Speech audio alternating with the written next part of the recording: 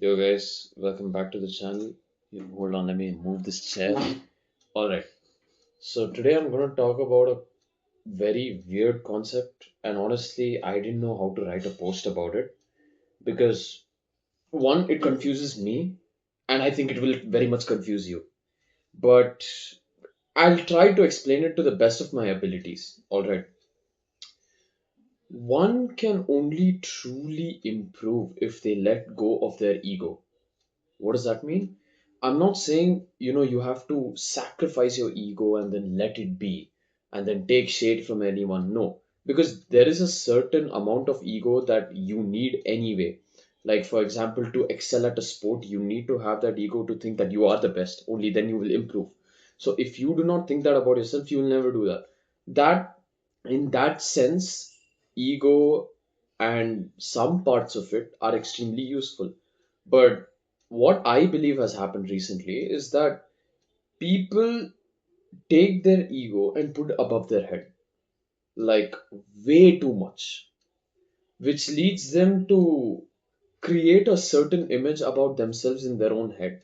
Be like, I have to be like this because as a result of who I am, which is not entirely wrong. It does lead to improvement in some cases, but more often than not, you just become your own micromanaging boss, which is not beneficial for anybody, especially you.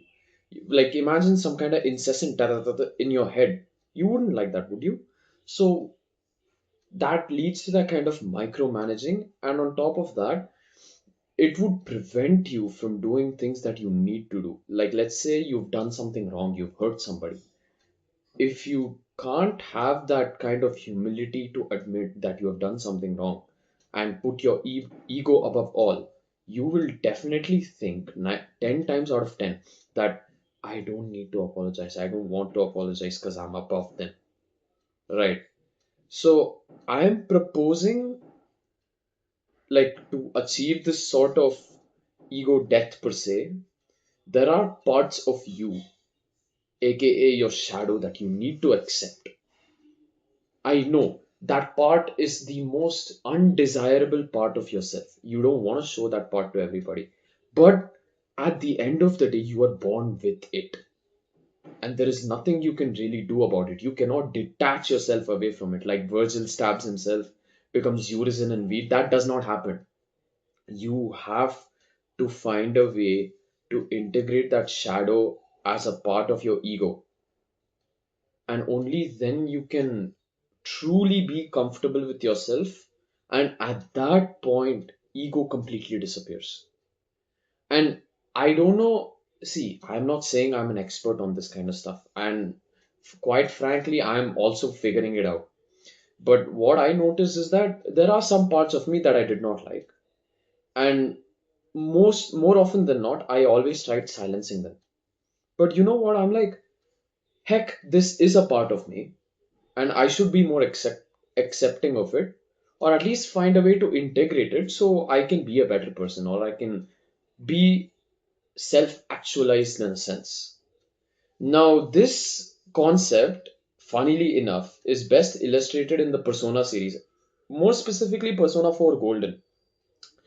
I shed tears for that game. That game is amazing. I highly recommend it. But in that game, your shadow is the part that is undesirable and that you cannot face. And once you accept your shadow as something that is a part of yourself, you unlock a persona, a higher power, a power that helps you do stuff that you can't normally do. It opens a whole, like, gateways. It opens gateways for you. So I urge you guys, like, if there is a part of you that is undesirable, and you also have an inflated ego, that will never go together. It'll always bring on your downfall, because not only are you egotistical, you're also insecure, and that is going to put off a lot of people. It's going to really really be a detriment to your relationships. So my humble request is that whatever part of yourself that you hate right now, try and not see that as a burden or a disease, but try to see that as a part of yourself and integrate it so that you can improve and self actualize as a person. Thanks for watching.